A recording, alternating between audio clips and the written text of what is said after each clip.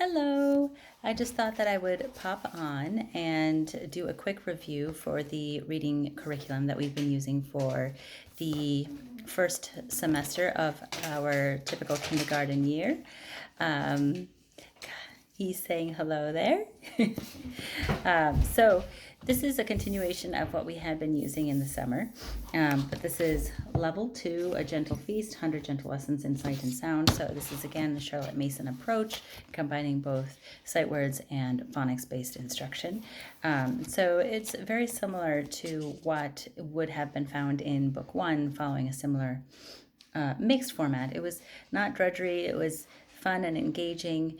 We probably about a quarter of the way through, I feel like we probably could have skipped it because my particular guy who's going through this seemed like, his skill level it just exploded. So he perhaps did not need this, but we still went through the whole thing. We finished it a couple weeks ago. Overall, I'm still quite pleased with it. Would I use it again with a future kid? I think so. I think it was pretty good. So with regards to how it's laid out, so lesson 1, it has this story here, and the instructions give you very similar format to level 1. So I would read the story first. This is different than in the later part of the book where I would not be reading anymore. He would be reading it on his own. But in the beginning, I'm still reading the story first. And then there's these sight word cards that are provided with it.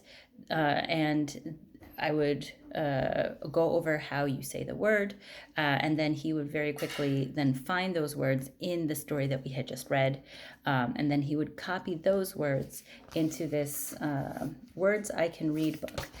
So this is something that is new compared with the level 1.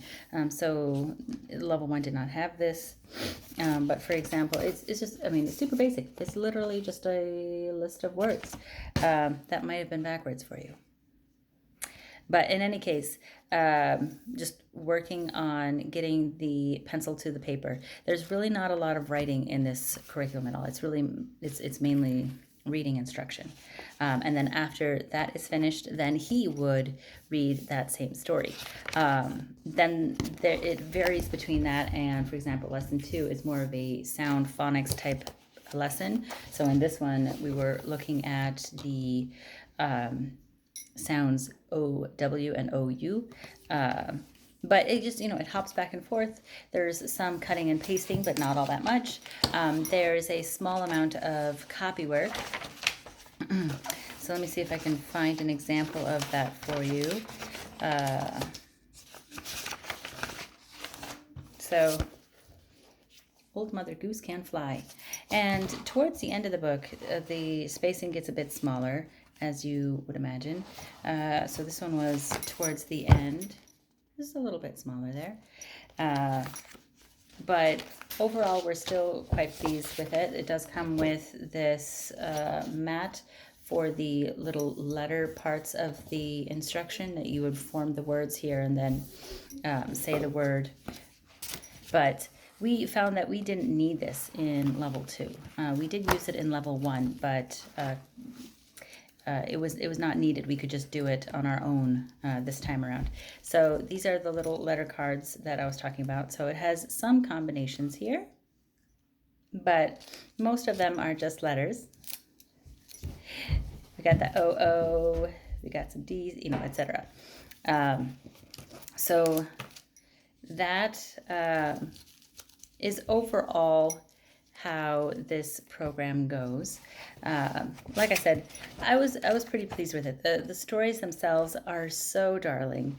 They're based on some really super old school readers, and some of them do include, most of them, if not all of them, do include the original photos. So for example, they have, cute pictures like this. So overall, I'm very pleased with it.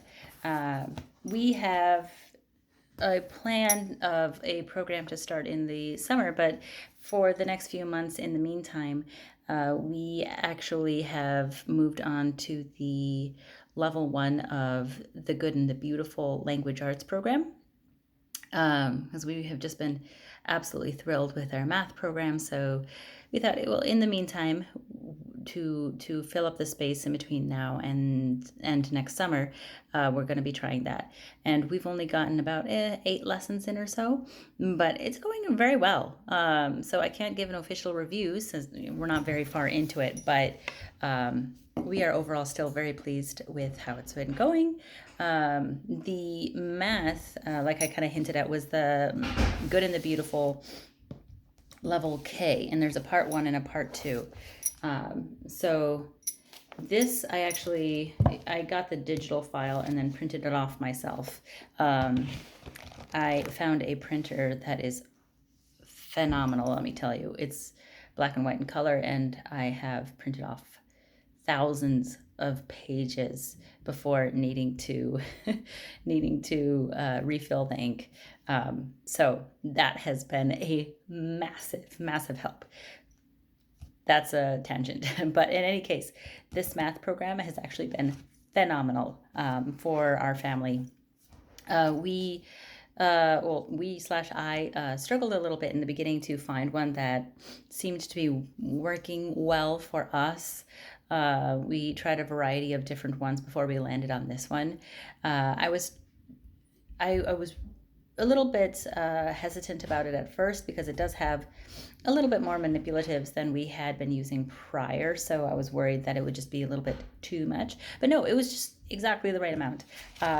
So one thing that I had to get used to is that the teacher instruction and the children's stuff is all within the same book.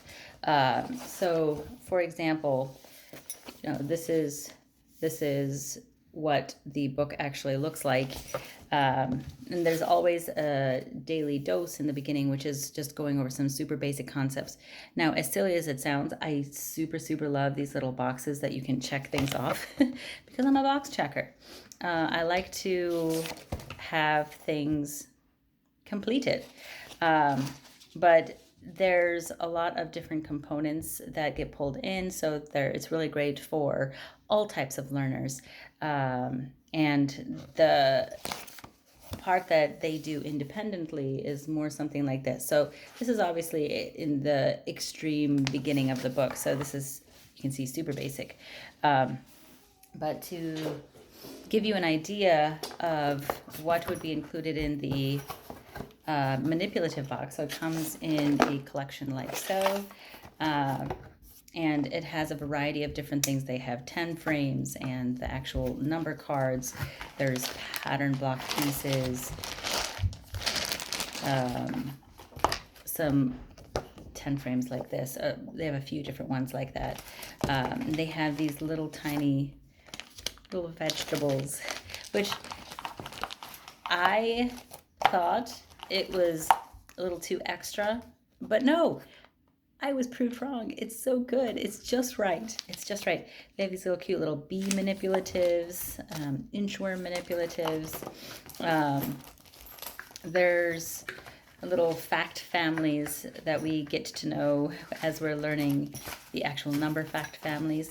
So I've cut them all out, but I kept them in case we needed to use them in the future. They're a little bit disorganized, but for example, they have a little girl. They have a grandpa here. I'm probably not explaining it very well, but the fact that it had,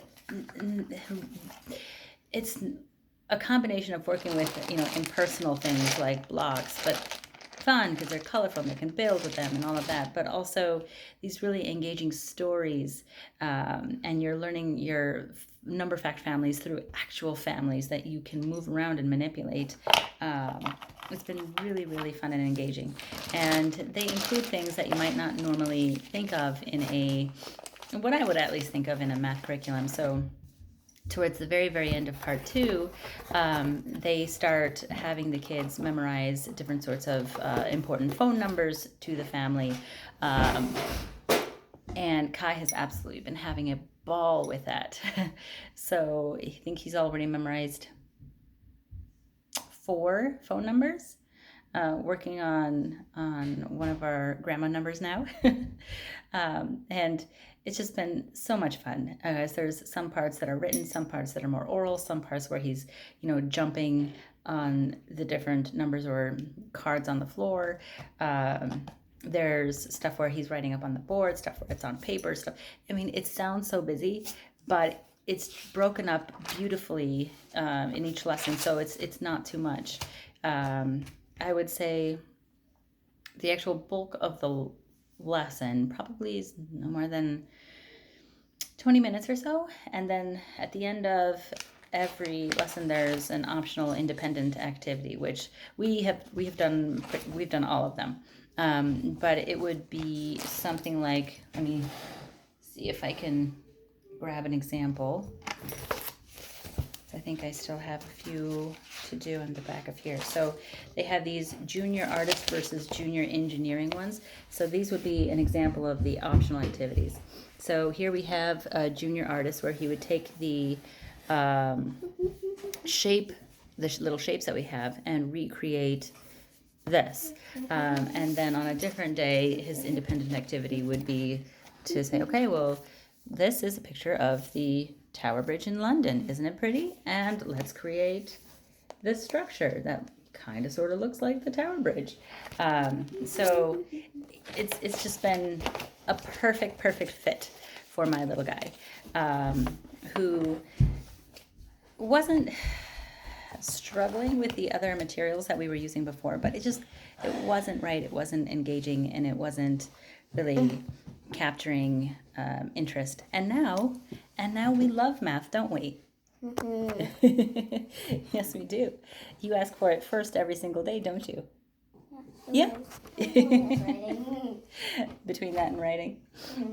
So in any case, let me know if you have any questions. There are definitely many reviews that go through the good and the beautiful materials, probably much more detail than mine. But I just wanted to share, especially the first part, because I have not seen many reviews on that, and just express how much that we've really adored and loved our first official foray into actual homeschooling. We have been having a blast.